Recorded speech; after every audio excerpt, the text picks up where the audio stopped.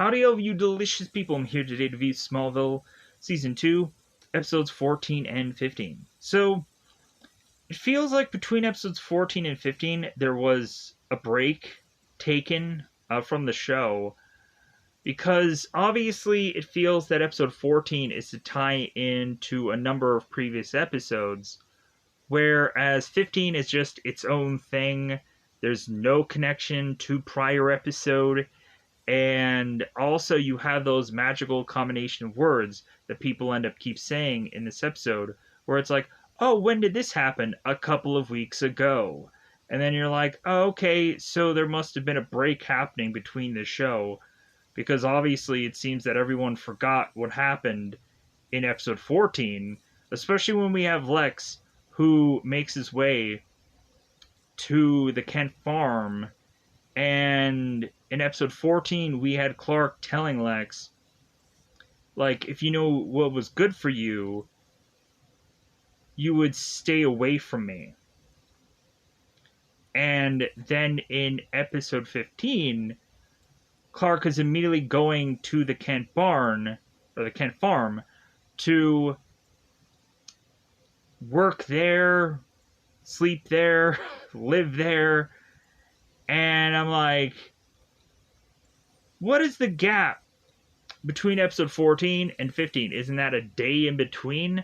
But not only that, we in episode 14 have Clark, who is obviously cheating on Lana with Chloe, and in the very next day, Lana is to be thinking about hiring Clark at the Talon to give people coffee, when not only there has been a number of times where Clark has been flaky at best, to the point where they have to like reference the principal, Reynolds, to say like, yeah, like Clark has really been flaky, he's been really late consistently. What makes you think that Clark is going to be on time for his job if he's consistently late for school every day? Like, you would think Lana would take that into consideration, but anyways, yeah, it is what it is with the show. I really enjoy performances of a number of actors through episode 14 and 15. But I gotta say that I just like episode 14 a little bit better than 15. Even though that's odd to say. Sam really gives us a great performance in episode 14. Just really, like, with him consistently just overpowering Clark in this episode was amazing. How Chloe, like, we got a little bit different side of her, a more risky character. And then we turn around in episode 15, and we, of course, if they're going to talk about checkers and chess, like, there is some interesting, just consistent moves going on in episode 15 between both Lex, Lionel, and the newcomer, which I'll talk about in episode 15. So, surprise, it might be connected to those two other people that I just mentioned.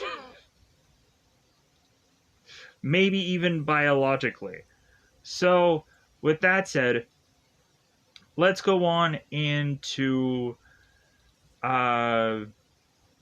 explaining a little bit more what happens with this episode, with these episodes. So, 14 deals with a parasite that is within the caves that is to give people this adrenaline rush, forcing them to need to go on and do these dangerous things, which may even lead to their deaths. And so, in episode 14, it seems that both Chloe and Pete are to end up getting this parasite within them, and Clark is to try to do the right thing to get them to the hospital to get this thing removed, because he is to x-ray their bodies and realize that there was something wrong with them. So Clark is to try to do the right thing, which ends up having Clark being consistently stopped by this by Pete. And Clark also, with this episode, is to realize that maybe he should take a risk and try to finally get with Lana, and we end up realizing how much of a waste of a time that thing is.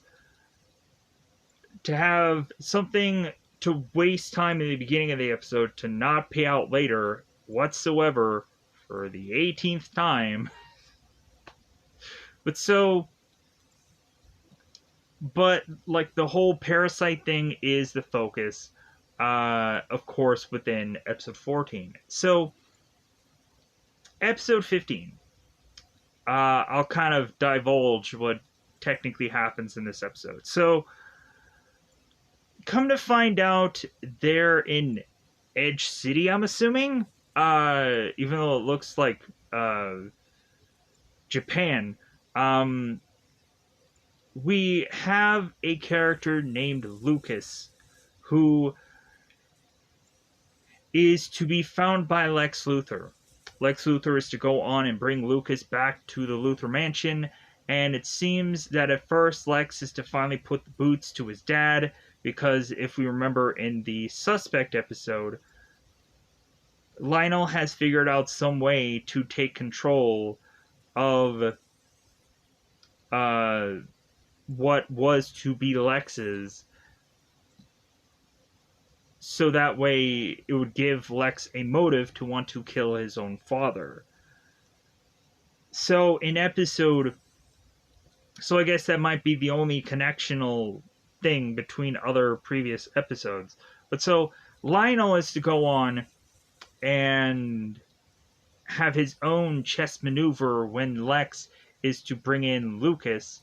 It seems that Lionel is to also have his hands into Lucas, to where Lionel has been giving Lex some breadcrumbs for, of course, Lex to have nothing better to do but then to follow those breadcrumbs, to then have it realize again that Lex was to have known all about those breadcrumbs. The Lionel... So chess move, chess move, chess move, just back and forth. I knew that he would know, that I would know, that he would know, that I would know. Like, that's what just episode 15 just ends up being. And so that really is the whole entire focus of episode 15, beyond Clark deciding, hey, I want to go on and get hired and at the Talon. Let's see how that pans out. Because it won't pan out all that well. And so I think the only reason why Clark ends up getting hired at the Talon is because both Martha and Jonathan in episode 14 are saying, like, well, it looks like we're looking, because financials for the barn, or for the farm, god dang it, I always have to do that. Barn, Larbadarm, the place of which that the Kents hold their hats.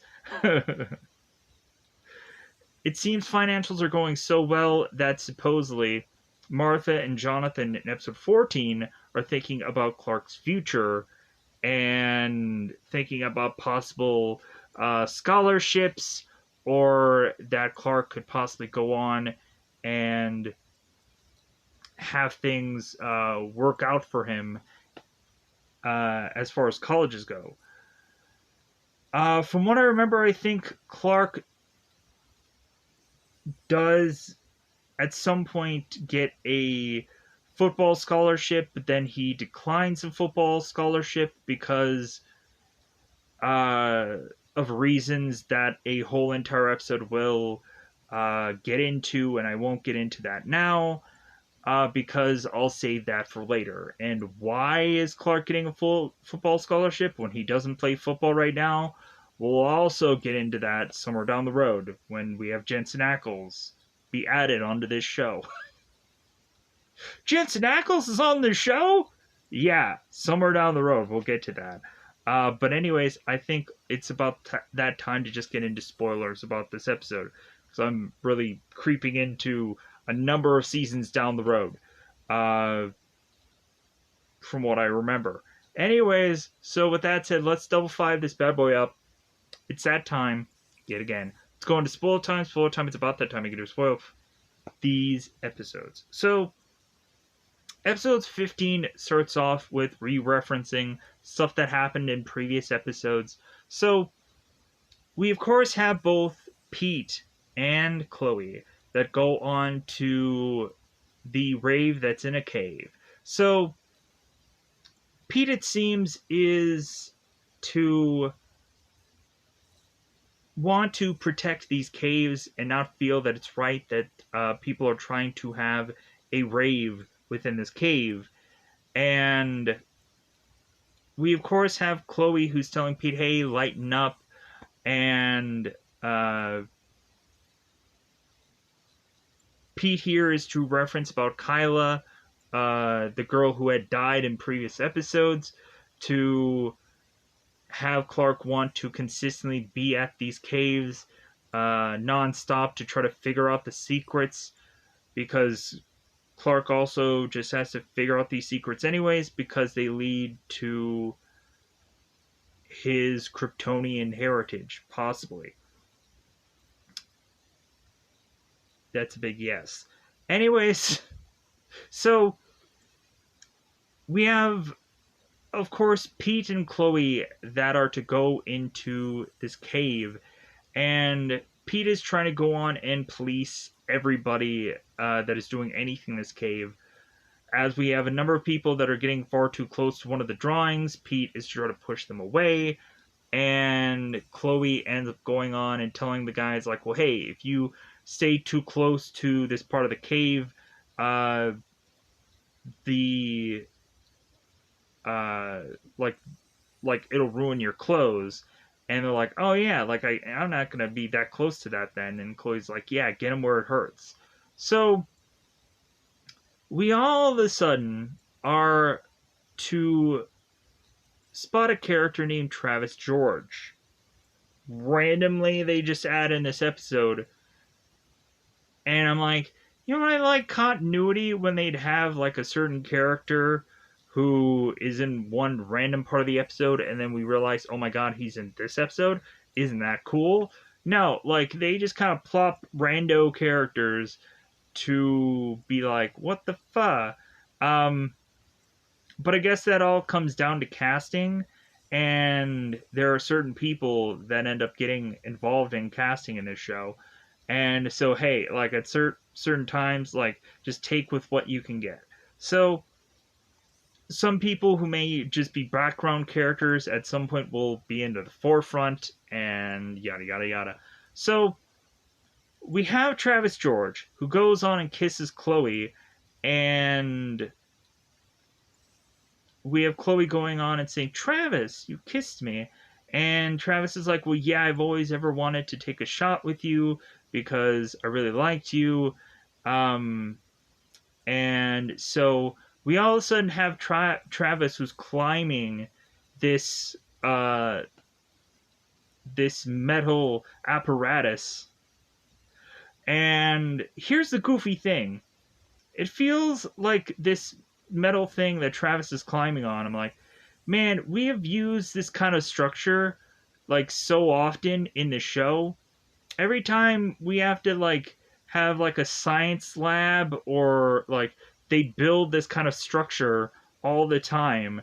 And now that we have this like rave, they just reuse or recycle the same kind of structure thing that Travis is climbing on. And I'm like, man, they just like to just reuse stuff, and that's pretty smart, like to save on money. And so Travis starts climbing on this thing, and come to find out, he ends up diving to his death. And so, because this is to be an obvious parasite thing going inside Travis, and come to find out, Pete will suffer the same fate. maybe not dying because we don't want to lose this character, but still. Anyways, so we then go on and do the whole intro. The funny thing I think about the subtitles for the song from Hulu is it feels that certain times when I'm watching the music subtitles, sometimes it's stay and sometimes it's save. Is it stay? Is it save? Who knows anymore? Maybe at certain points they end up like shifting the song through the intro, or maybe that's just like the subtitles and they don't know what the freaking lyrics are of the show. And so they're just coming up with like rando, like, hey, I guess it could be save. I guess it could be stay. I don't know. It's going too quickly. So, anyways, but I just want to point that out because I just realized that when I was when I was actually watching the intros, because normally I would try to like quickly try to save some time through watching multiple episodes of a show, and so like the intro would normally get cut, or I would try to avoid commercials or something, so like it wouldn't like frazzle my brain. Anyways, so we have Clark that meets up with Pete, who is on a motorcycle again, or a dirt bike again. And so Pete is driving a dirt bike on a sidewalk. Does that make sense to anybody? It doesn't matter to me that Pete, of course, is to be riding this dirt bike on a sidewalk to meet up with Clark. Still, I'm just like, why wouldn't have Clark just been like walking across the street and then Pete bring this dirt bike into the road and then like it just stops like them both talking because there's no traffic going on into this road anyways. I'm thinking too much about this, but it bothers me. So Pete does this trick off of this sign and then goes and meets up with Clark. And so Pete is to mention the risks that Clark is not taking. And for this guy basically being bulletproof and indestructible and whatever, like this guy doesn't ever really take any risks. So Clark is just like, yeah, you're right. So Clark ends up going on to meet with Lana, and they end up starting to talk about Travis, some random guy that they barely know, but they've had a whole history with for the second time that has occurred, probably within the show, maybe more than that. Uh, it is what it is. So, it seems that Lana is to all of a sudden bring up words like carpe diem, seize the day, as if she has probably seen the Robin Williams movie, The Dead Poets Society. So Clark is to all of a sudden say, like, yeah, that's making me realize that I should seize the day also. Lana, how about you and I go on a date? And Lana's like, well, are you, like, sure? And Clark is like, yeah, I think we should go on a date. So we have Lana who's like, okay, we can go on a date together. So Clark is to make his way to the caves because that's what he just likes to do on his free time. So Clark, it seems, is to start cleaning up this cave, and Lex, of course, is to also be in the cave, uh, realizing that there might have been some cleaning that he is to do. Somehow, I guess Lex was to just let these kids have this party and, yeah, just let them run wild. So, we all of a sudden have Lex, who is to mention about security, and how Lex is to realize Clark had spent a lot of time in these caves compared to anyone else. And so it seems that Lex is allowing Clark to continue to come to these caves with security clearance. So Lex is to also notice that Clark is to have this backpack with this book that has this novelist's picture on the back of it. And it seems that Clark is to mention that this book is to possibly help him figure out things within this cave. And Lex is like, well, I'm going to do one better, and I'm going to figure out where this author is and basically give him a blank check to have him come and discover these caves. This, of course, is Frederick Walden. So, we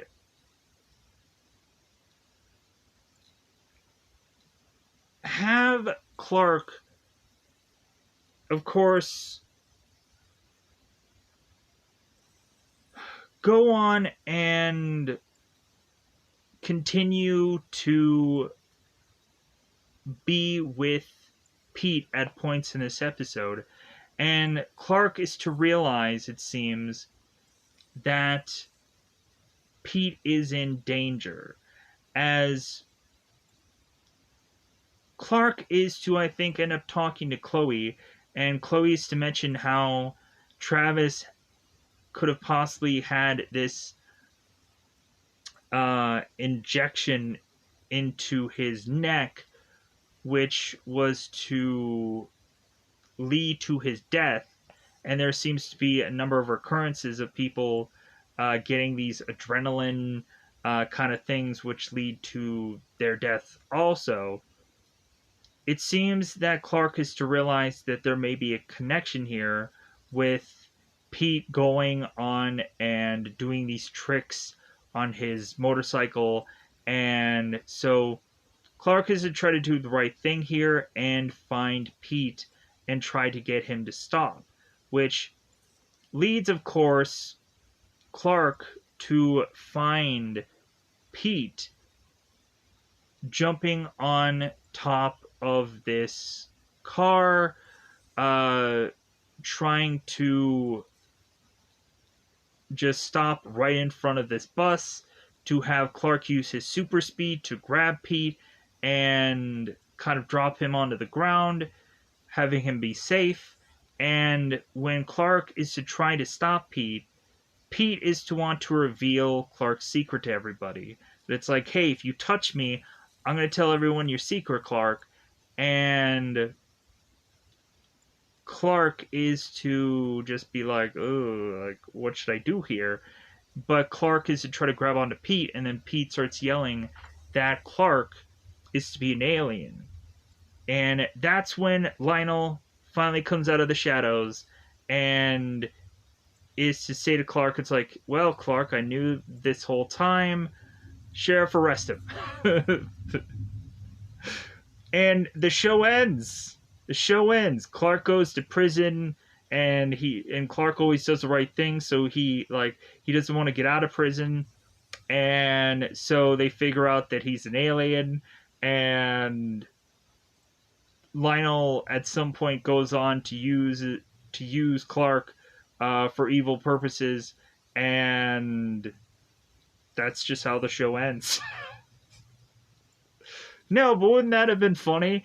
Have like an alternate scene where finally certain characters knew the truth, where Lionel would just be like, I knew it, Clark.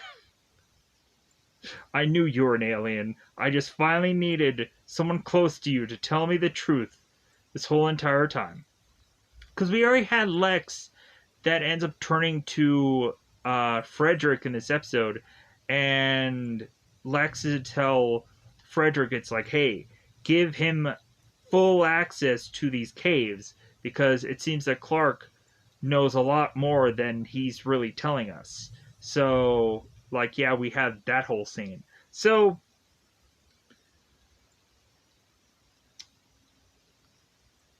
we have both Chloe and Clark that make their way into the caves because they are thinking that whatever is wrong with Pete, it must be a connection to the cave. So we have Clark and Chloe who are taking pictures at the cave, and all of a sudden we then have Frederick and Lex that make their way into the cave also. And Frederick is telling Lex, oh no, I'm not going to have this guy come in here and like ruin my discovery. As Frederick hasn't exactly signed up on uh, on being on Lex's payroll, so to speak, because Frederick wanted to see more than just pictures and a check. Frederick wanted to go on and see the caves for himself. And so we then have Frederick who's saying, like, well, hey, if I'm going to be in here, Clark isn't. So we all of a sudden realize that Chloe, while she is just by herself kind of messing around, we see that Chloe's putting her hand into some hole, and she'd never do that in a superhero episode because that always leads to something horrible. So Chloe is to put her hand in this hole and get some goop. And then, of course, she ends up getting infected with the parasite also. To where she all of a sudden is like tra la la la all through the caves. And Walden is to realize that Chloe is to possibly have pictures via taken in this cave. And when Frederick is to try to get these pictures back from Chloe, Chloe is to say, kiss my ass. So, and then she walks off. It's like, ooh, who's this Chloe woman that I didn't know she had that kind of moxie. So we, of course, turn around, and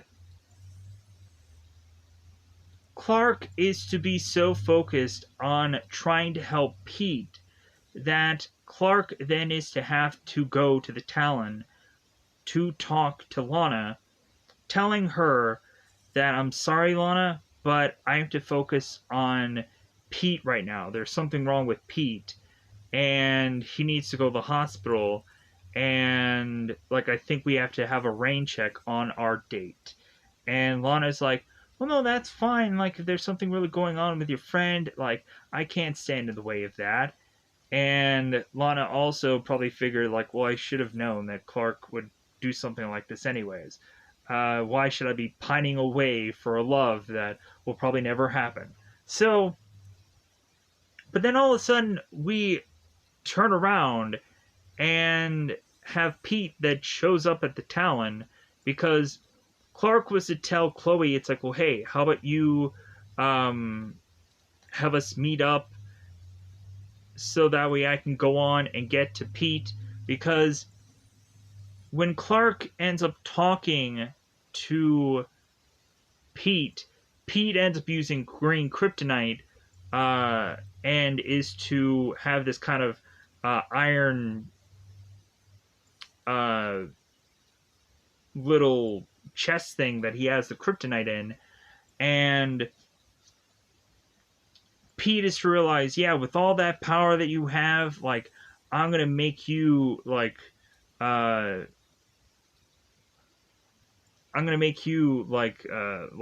to the ground because I know your weakness, Clark. And so we go on to have Pete, who uses the kryptonite on Clark. Clark falls to the ground and is in agony, and like the act of Clark falling to this kryptonite looks way better than any of the other times that he has gone on and done this, because normally, like, Clark would just be like, "Ooh," and he would just like, I'm feeling a little woozy." But like, man, this time around, he freaking like smashed on the ground, and he's really feeling the agony of the kryptonite, and I really liked like how he acted this time against the kryptonite. I guess from possibly longer exposure or whatever, but still, it was actually really good this time around. So Clark meets up with Pete at the Talon, and Lana is to ask Pete, it's like, well, hey, Pete, how are you feeling? And Pete's like, the best that I have in a while. And Lana looks at Clark as like, you lied to me again. Like, you're like, you said that like Pete's in danger or Pete's hurt. And Clark is like, but you don't understand. Like, Pete has a parasite inside of him. But he doesn't explain that because Chloe wouldn't understand that or believe him anyways. Because Clark was to go on and use his X-ray vision and see inside Pete's chest that he has a parasite. Clark tries to explain that to Pete, and Pete's like, "Did you just X-ray me? Like you like betrayed my body? You looked, you looked, Clark. You looked." So Pete is whoa. Pete is done with just dealing with the consistent Clark. Uh, let's go to the hospital, Pete. Come on, Pete. And so Pete counters this with putting red kryptonite in Clark's pocket. I'm like, yeah, red kryptonite again in this show. So we have now Clark, who is driving around town with both Pete and Chloe. And so we have Clark that goes back to the farm, and what happens is that we have to reveal to Chloe that Clark has powers, because if Pete knows Clark's secret, and both Clark and Pete are like referencing it, and Chloe's like, "What are you talking about?" So Pete finally takes a bat to Clark's back and breaks it, and Chloe's like, "Oh my god, like what planet are you from?" And Clark's like, "Yeah, exactly. I'm an alien." So we then have Clark showcase his heat vision to Chloe, and so we have Chloe who needs to want to find out every single power that Clark has. So at some point they end up just going back into this car, the back seat of it, and they start making out.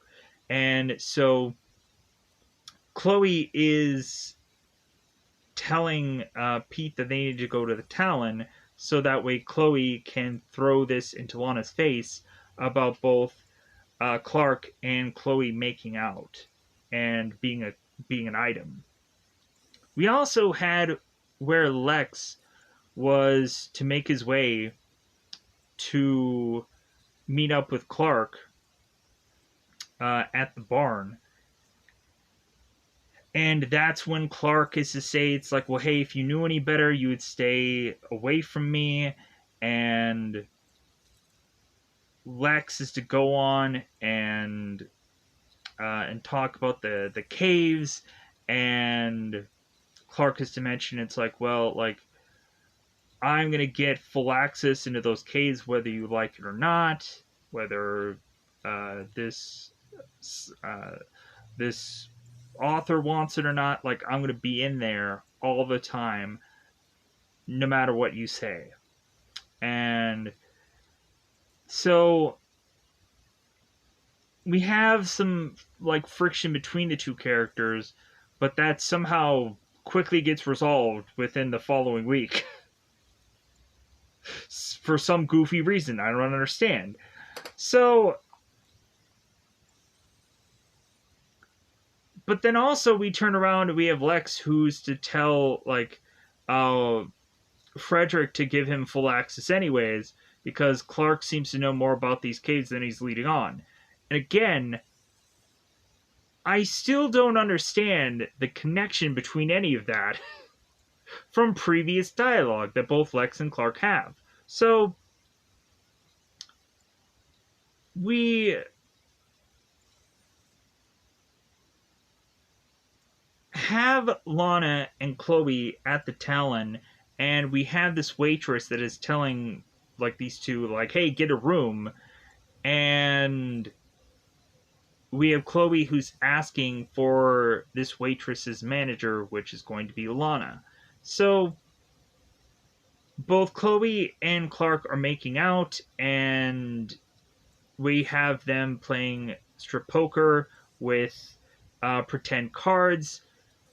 And so they're honestly stealing this scene from a Sharon Stone movie called Sliver with a V. Uh, it was a Baldwin Sharon Stone film where both of them are to be doing strip poker, and it seems that the guy consistently wins. Sharon Stone starts to take off certain items of clothing, and so like somebody must have either stolen that from that movie or just made up that scene. Uh, More than likely, probably just made up that scene, but it makes sense. Like the Sharon Stone character was a blonde character. Baldwin, of course, black hair. So I would love to just say that they stole that from that movie. But anyways, uh, yeah, I've never heard of that movie before. I don't think that was possible. Um, so Clark ends up ripping his shirt off via Chloe, and that's how he loses the red kryptonite. It falls out of his pocket and is to be on the ground, and the red kryptonite glows, and then it de-glows. It no longer glows. Let's try to say that correctly. So Chloe is back to like, hey, we should take everyone to the hospital again. So Clark is in that mindset again. So, but Clark has to also try to put on this coat fairly quickly. This now tan coat. So we don't have Clark having consistently the blue and red in every single episode. They try to break it up a little bit. Uh, but there's obviously still episodes where we're seeing like a blue shirt and a red coat, or a red shirt and a blue coat, kind of like what I would go on and do for thumbnails, because I've already kind of seen that image already to be shown throughout a good portion of these episodes. Um, don't know what exactly I'll do for the time when we start shifting certain images for Clark's attire, but I already have something planned for season 8 because I already have a photo or photos to gear up for that. Um, so that'll be great. Anyways, so we have Lana who sees both Clark and Chloe into the act of things, and so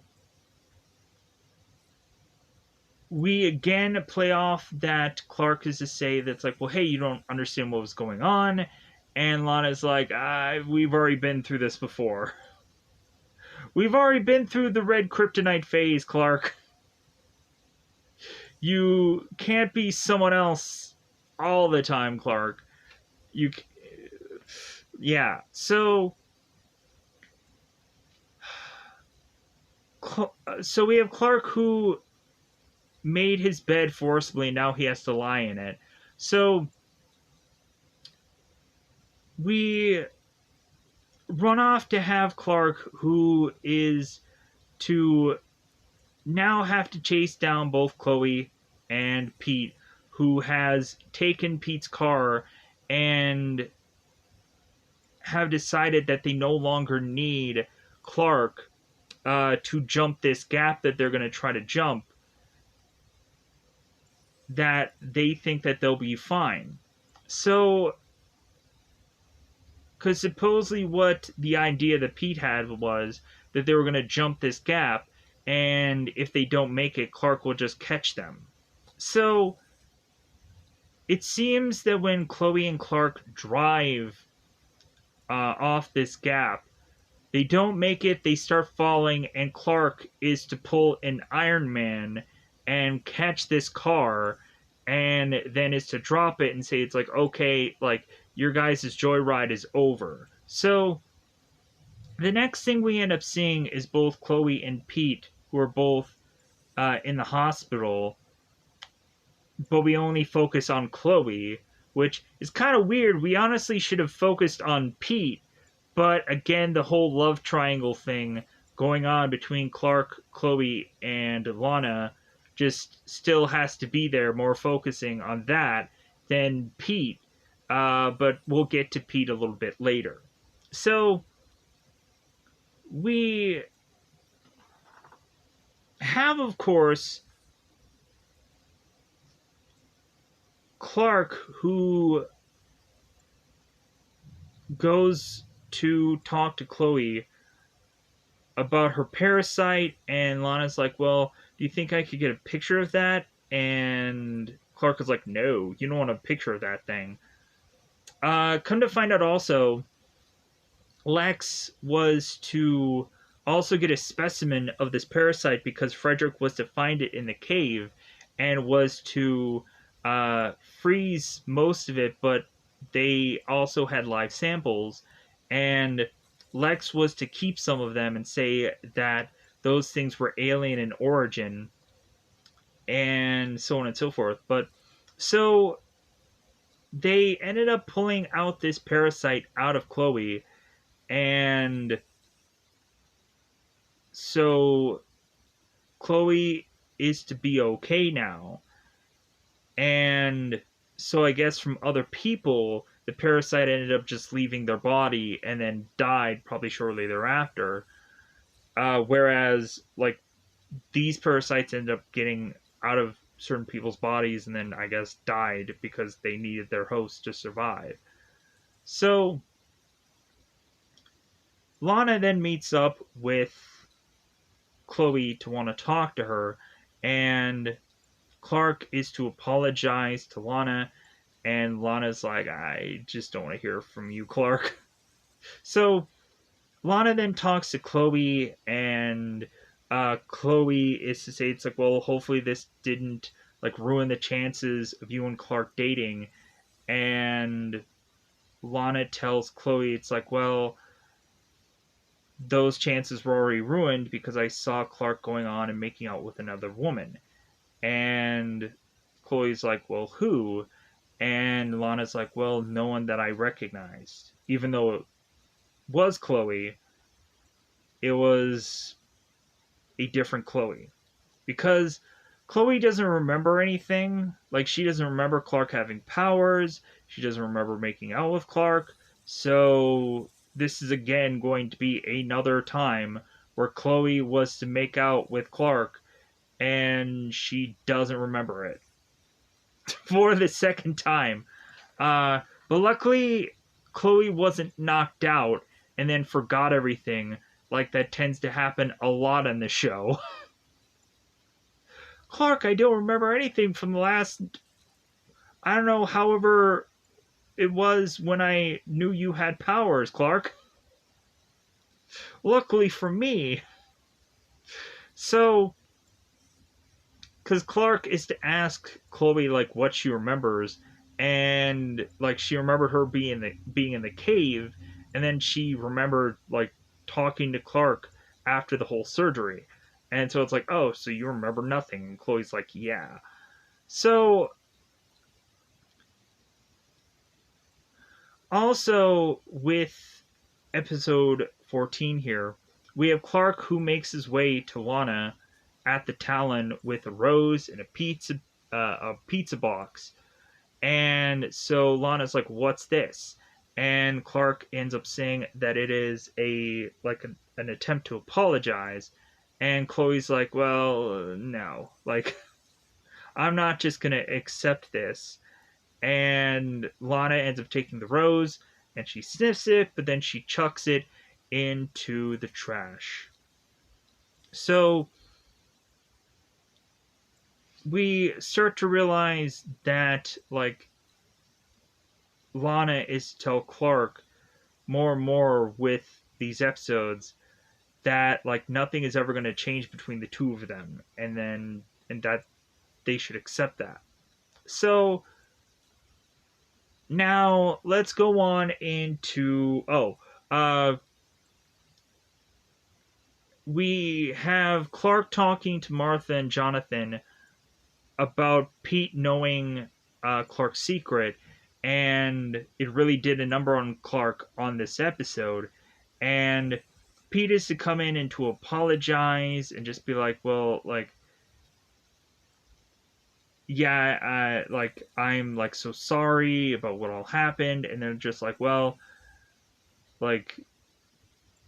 Like, we knew what kind of toll this is going to be on Pete knowing the secret, and the whole thing of it is we can forgive you because, like, things were out of your own control, and you're always going to be, like, a part of this family whether you want to or not, and so on and so forth. And so we have, like, this, like, hugging moment where all the Kents and Pete are all just like, yeah, like, we're still going to be family no matter what.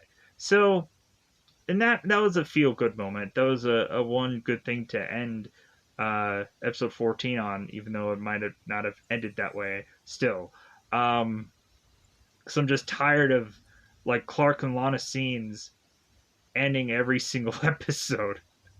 I want something different for every single episode. I want characters that you would normally see even in an episode to end the episode, so Clark and Lana do not end it every single time. It's getting annoying. But anyways, let's go on to episode 15. So we have, I'm assuming, in Edge City, because this doesn't look really like an Edge City. To me, it looks like another country. So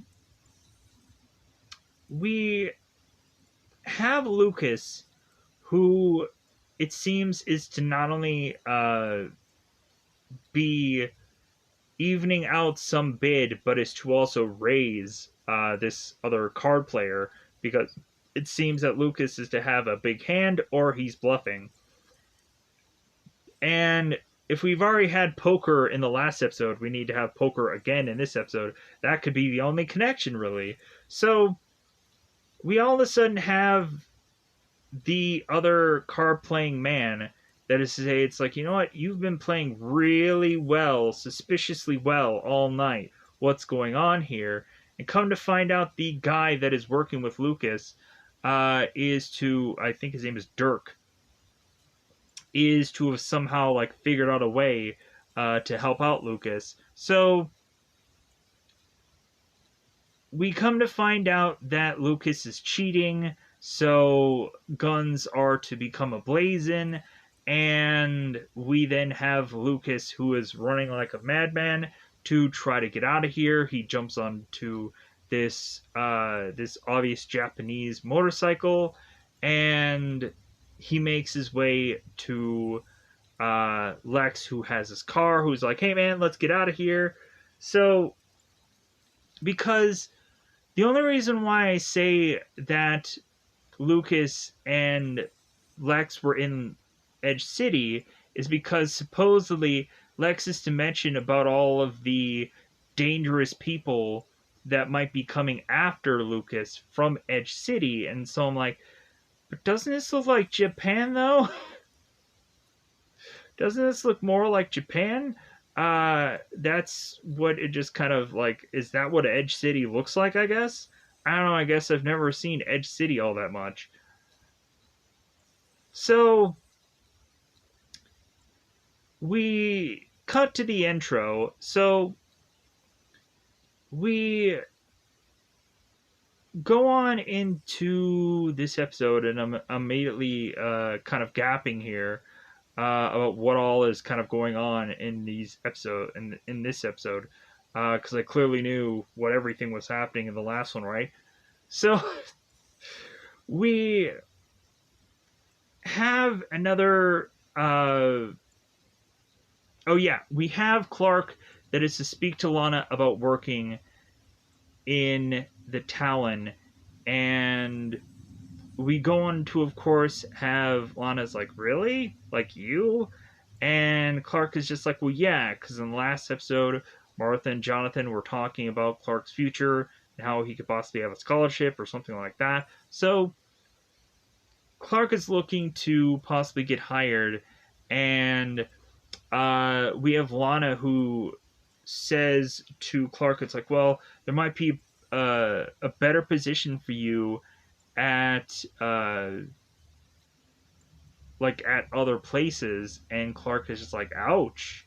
And Lana's like, well, I'm just being honest. So we have Lana that says, it's like, well, how about you fill out an application and we'll see if we'll hire you. So we have both Pete and Clark playing basketball, and that's when we have Lex who introduces his new brother to Clark and Pete. And so we have Pete and Lucas who go on to start playing basketball together, and so Clark is to be asking Lex, it's like, hey, like, I thought your brother was dead. And so Lex is like, well, like, it seems that my father has been hiding my brother from me. And here's the goofy thing, though. I think that what happens here is supposedly this is to be biologically Lucas, but then at some point, I think Lex continues to try and find Lucas or possibly some other brother of his at some point in this show, from what I remember. I could be wrong about that, but I feel that that happens somehow. Um, where Lex is still looking for Lucas, and so I'm assuming that's what happens in this show at some point. So, but Lex is to drive off, and so Clark ends up playing basketball with Lucas here, and we have the moment where Pete is to mention that both Clark and Lex are so close it feels like they're brothers. So all of a sudden now we have Clark who has to play basketball with Lucas to prove who is to be uh, the closer to Lex. And it seems that Clark is to almost use his powers to try and be a better basketball player than Lucas, to the point of Lucas trying to check Clark, and Lucas ends up getting kind of knocked back in the process, or hurt a little bit in the process, saying like, "Man, Clark, you must have a metal plate in that arm of yours." And Clark is just like, "Yeah, something like that, or I'm Kryptonian." And then Lionel comes out of the shadows again, and he's like, "I knew it. All I needed was Lucas to play basketball with you, Clark, and problem solved. Sheriff, take him away."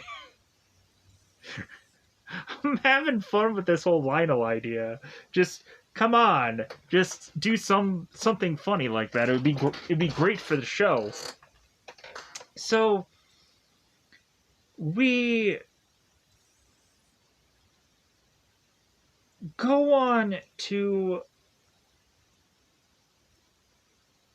have Chloe talking to Lana about possibly Lex. I always get Clark and Lex confused for some goofy reason. Same name, right? it should be easy to confuse them. So Chloe is talking to Lana about finding out that Clark wants to work at the Talon. And so when Chloe thumbs through Clark's application, it seems that Chloe's not listed as a reference. And so if not only Chloe is to be upset from episode 14, because when Lana is to mention that she is going to go on and date Chloe, Chloe's like, oh, well, like, my feelings for uh, Clark is to have been fossilized, and I have no feelings for him whatsoever. And then when Chloe's to ask Clark about, like, well, hey, like, are you busy this weekend? And Clark ends up saying nothing. We now again have Clark for this job is to not use Chloe for a reference. And again, Chloe's feeling hurt. Obviously. Because otherwise she would have said, like, why didn't he use me as a reference? So Lana is to ask Chloe about, like, well, how do you feel about working with Clark at the Torch? And Chloe's like, I love bossing Clark around. So maybe, like, you should go on and hire him here because, like, you can boss him around, but also, uh, he's actually, like, a good guy. And Solana's like, I don't know. So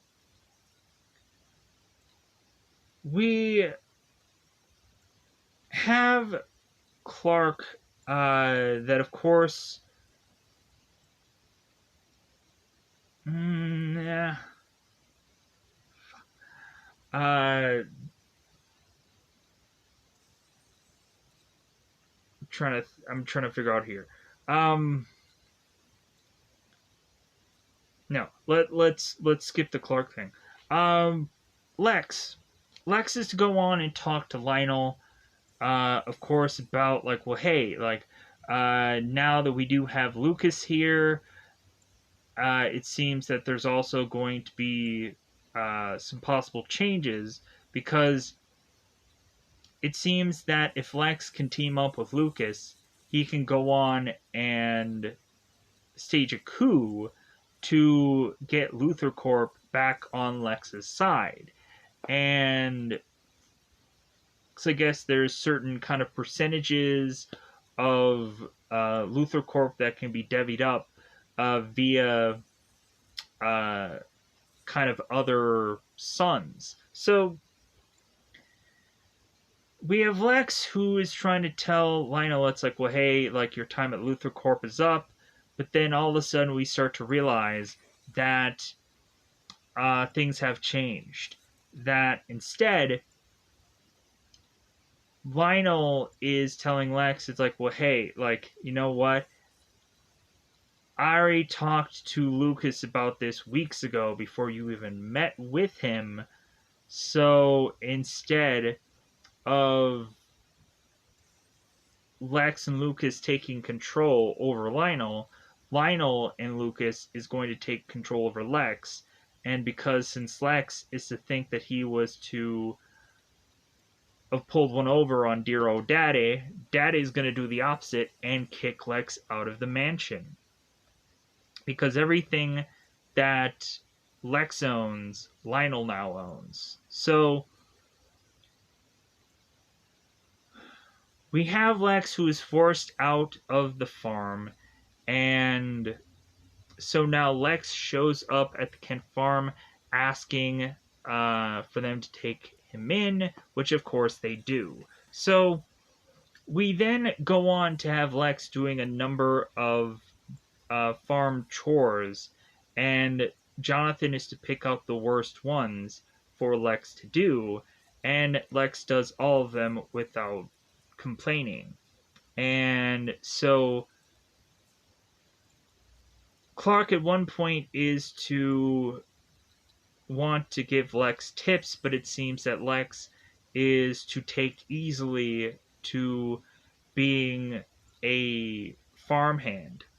And so Lex is to go on and to explain at one point when he was with his mother that they had gone on to briefly work at this barn, and like he enjoyed it.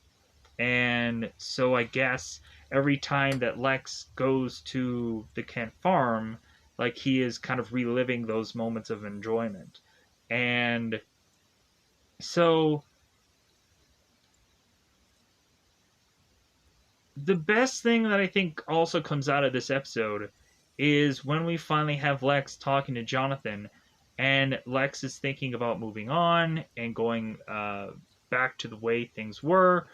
Jonathan is to mention to Lex is like, well, hey, I gave you every crappy chore, and you did all of it without complaining, and so like I really can finally like shake your hand and really be friends with you because like we feel equals now. And that was the best thing coming out of this episode. That was a great nice Jonathan and Lex moment, which I really liked. So but now we also have Lucas, who is to make his way into the Talon, as we have Clark, who is half an hour late.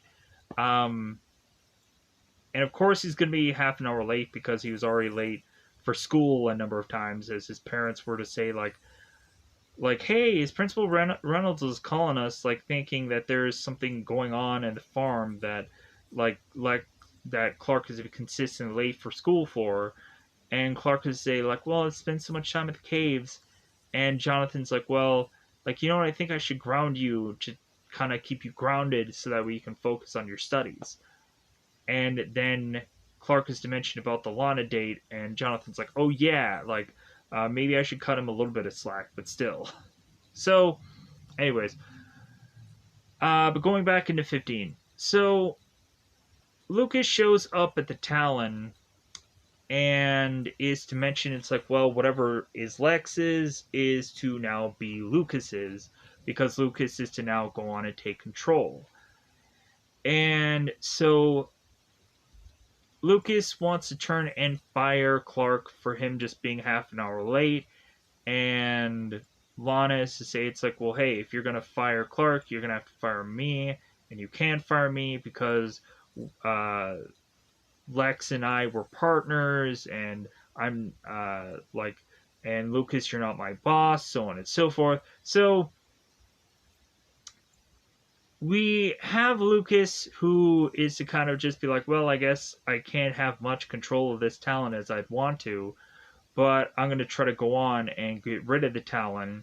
So when Lucas starts to walk off, Clark follows behind him, and so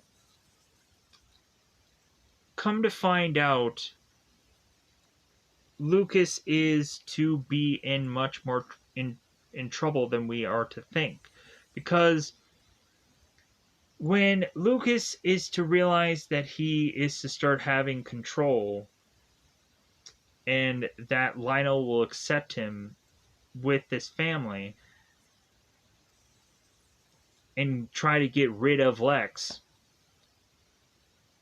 and we have Lucas, who is to supposedly be selling his shares to Lionel, and Lucas realizes that he is worth 5 times what Lionel is offering him, and so Lucas rejects his offer. Lionel's just like, well, like, you do realize that like you're not exactly safe here.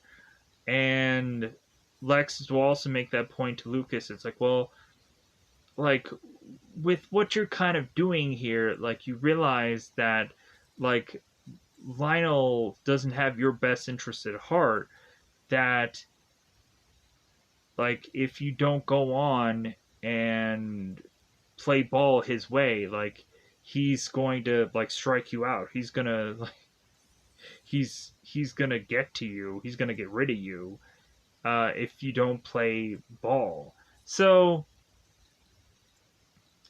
I'm paraphrasing here. Lex doesn't exactly say it that way, but like Lex immediately thinks that Lucas is going to get Lionel's love, and it won't work out that way. So we have Lucas that signs the paperwork to give in to Lionel, and he doesn't actually. And Lionel realizes that, and Lucas makes an assumption that Lionel is to no longer be blind now, because Lionel is to realize that, or Lucas is to realize that Lionel is starting to slip as far as doing normal blind person things. And so Lucas is to throw this 8 ball, and Lionel dodges it, and he's like, aha, like I caught you in the act. So Lionel is to finally say, yes, like I'm not blind anymore. So we finally have Lucas, who is to be at the back of the Talon, and he all of a sudden is to be met by this motorcycle man who is Dirk, who is to have this gun, and Clark ends up using his super speed to knock away all the bullets that Dirk is shooting, and then he ends up dropping Lucas to the ground so that way all these bullets do not impact Lucas. Instead, they kind of just bounce off Clark, as well as Clark is to also go on to kind of tackle or kind of shoulder bump uh, this Dirk guy to have him just get on his motorcycle and drive off. And so Lucas ends up telling Lionel, it's like, I can't believe Clark like saved my life the way he did. And Lionel is like, well, hey, like Clark is a very resourceful guy. Like he's basically made saving the Luthor a family tradition, and so like uh, like heaven forbid he goes on and saves every single one of the Luthors every single episode. So we, by the end of all this, we have Lionel that is to be at Luthor Corp with his 2 other sons, and we have Lucas who turns his gun on Lionel, and Lionel is to tell Lucas to drop the gun, and Lex is like, wait a minute, like, how can you see that Lucas has a gun? And then Lionel's like, yes, I'm no longer blind. Like, you've caught me. Oh no. So, we have Lucas who wants to force Lionel to shoot Lex. And so, Lionel does not go through with it. And instead, Lionel ends up shooting Lucas, and come to find out, the bullets in Lionel's gun are blanks, and so are the bullets that are in Lucas's gun. So it was all just a ruse to see like what Lionel would do in this situation, and so Lex is again going to try and use Lucas against Lionel, because come to find out, there was Lionel also trying to make as public as possible where Lucas was through this uh, charity, and even to the point where Chloe could find it on the internet fairly easily, and Lex realizes that it's like, wait a minute, like finding this guy would have been way too easy, and so Lionel had to have gone on to purposely do that. So Lex realizes how like fishy this all was. So by the end of this episode, we have Clark who makes it back to speak with Lana, and Clark is like, "Yeah, I don't think it's going to be working out for me to like work here because we have Clark who is to consistently give up his shift, even his first one, to Chloe so he can go on and try to save Lucas from certain death. And Clark is going to have to always go on and leave his job to try and save people. So, hence why, like, it won't work out. So, Clark is to mention that this is probably going to be, like, the shortest ever coffee career. And Lana is to tell Clark, it's like, well, like, do you remember me working at the beanery and how short that was? And Clark is like, well, I guess.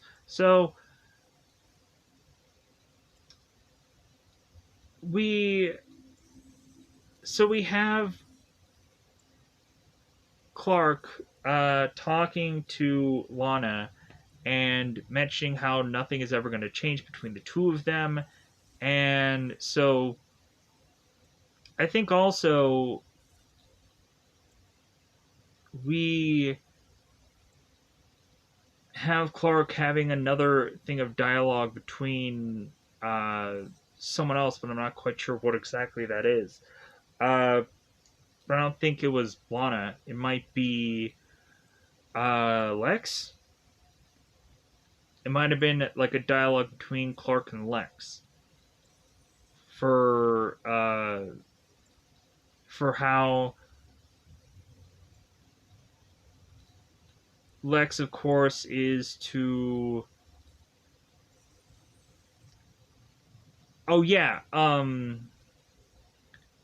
Lex is to have him compare both Lionel's dad and or Lex's dad and Clark's dad. That's the whole dialogue that they have by the end of this episode. And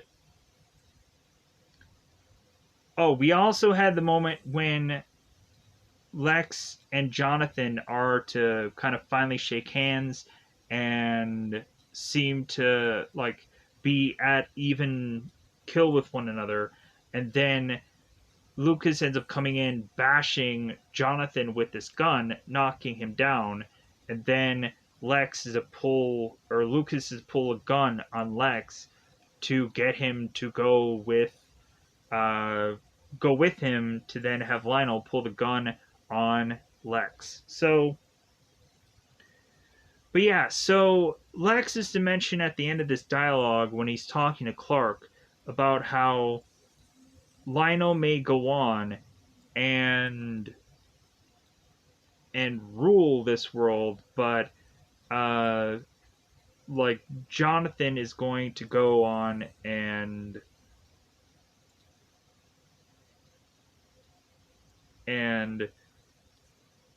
be able to inherit the earth or something like that, where it's like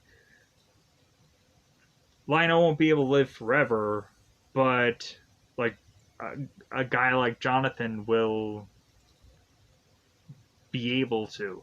So, like through other people, some like stuff like that, where it's uh, so on and so forth. So, um,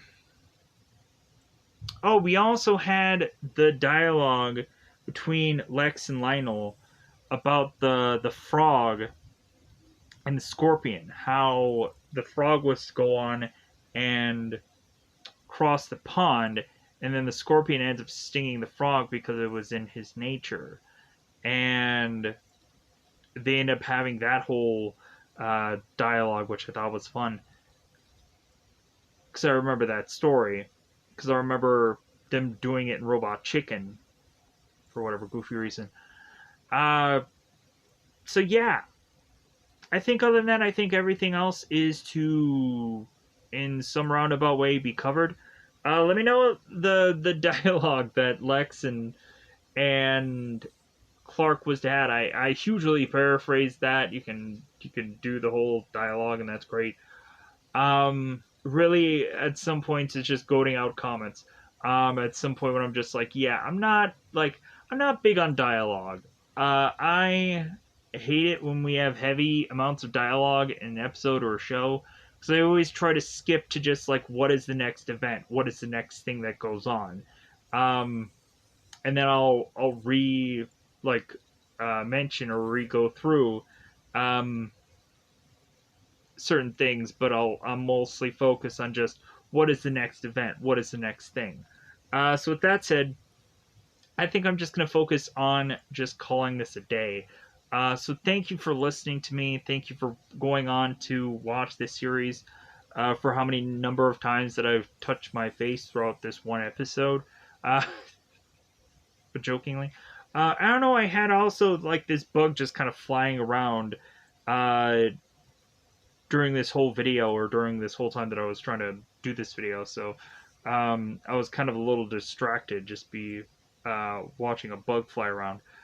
So with that said, yeah, I think I got everything. I'm just gonna call it a day. Bye, everybody. Bye, everybody.